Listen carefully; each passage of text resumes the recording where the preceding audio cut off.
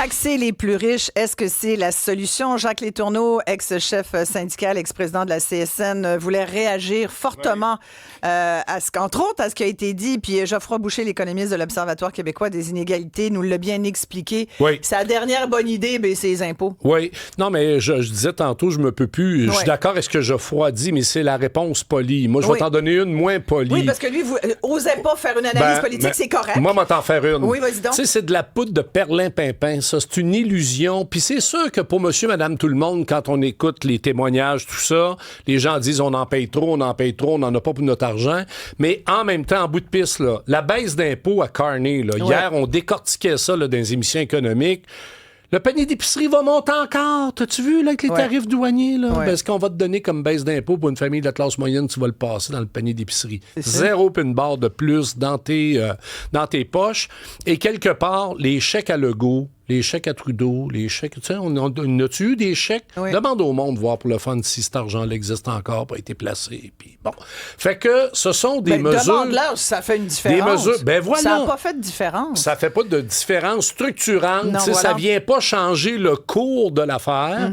Moi, je pense qu'on est rendu peut-être à une étape, parce que, tu sais, on paye des impôts, puis il faut mettre quand même la main dans notre poche. Ton invité tantôt disait, il a payé pas une opération. Moi, je te disais, pour mon fils, avec une évaluation, avec un neuropsychologue, sinon dans le public, t'attendais 2 ans, puis bon. Alors, faudrait peut-être rappeler que s'il fallait que tu payes pour les routes, avec des payages, puis tu payes pour l'école, comme aux États-Unis, puis tu payes pour la santé, ça te coûterait combien? Et on verrait que c'est encore avantageux de payer des impôts.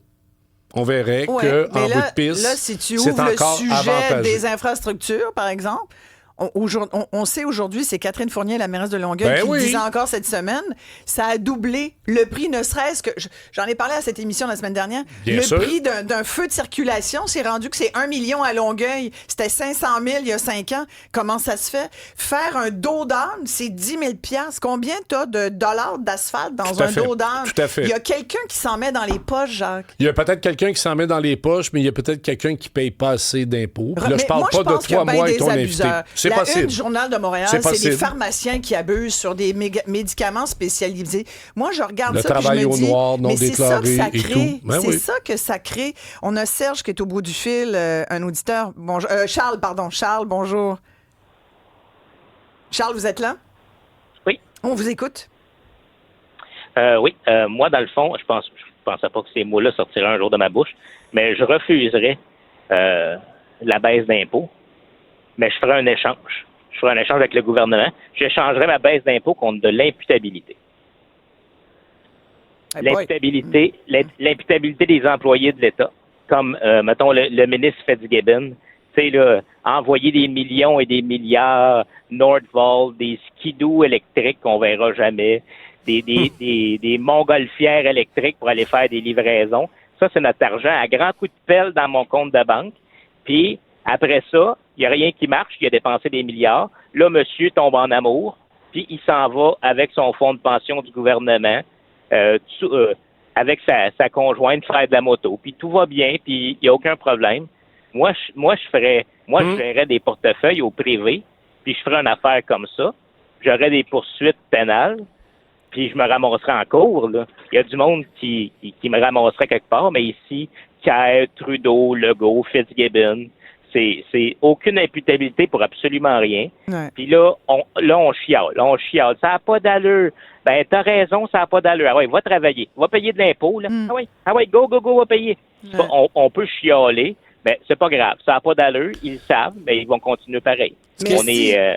Merci de votre commentaire. Ben, mais c'est l'imputabilité. Oui, puis tu sais, ce qui est fascinant là-dedans, là, c'est quand tu gères les finances publiques puis l'État, il n'y a pas d'imputabilité, puis tu perds de l'argent. Regarde Lyon Électrique, là, tout ce qu'on a mis là-dedans, alors qu'il n'y a pas une banque qui perd de l'argent. C'est-tu drôle qu'une banque, elle s'organise-tu pour être ceinture et bretelle quand elle t'avance de l'argent, alors que le gouvernement fédéral, provincial? Là, tu te dis, moi, ça me fait souvent sourire, on dit on a besoin de gestionnaires du privé. C'est tout du monde du privé, des banques. Qui est ministre des Finances? Il vient-tu de la CSN? Je pense pas, hein? Il vient d'où? Vrai. De la Banque nationale. Ouais. Et puis l'autre il venait de la Banque Laurentienne, celui qui a été élu à Ottawa. Je dis ça avec le grand sourire parce que ça me fait plaisir. Je le sais que c'est pas simple de gérer les affaires de l'État. Je sais pas pourquoi les gens sont à ce point admiratifs des banquiers.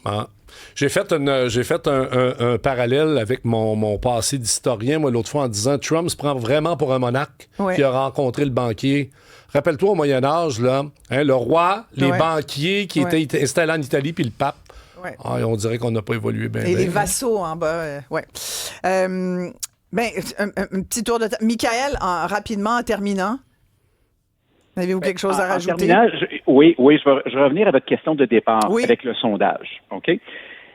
Quand il y a 2 millions de Québécois qui ne paient pas d'impôts à la fin, OK? Puis même à la limite, qui en reçoivent plus que qu'est-ce qu'ils ont gagné durant l'année, quand vous faites un sondage, c'est normal que vous allez avoir un taux de réponse que, oui, les riches devraient payer plus, ils n'en payent pas. C'est comme demander à des vegans, est-ce qu'on devrait arrêter de vendre la viande rouge? C'est sûr et certain que si vous avez 4 vegans sur 10, puis vous allez avoir au moins 40 qui vont vous dire oui. Puis je reviens à l'équité. Il n'y a plus d'équité maintenant. Il n'y en a plus.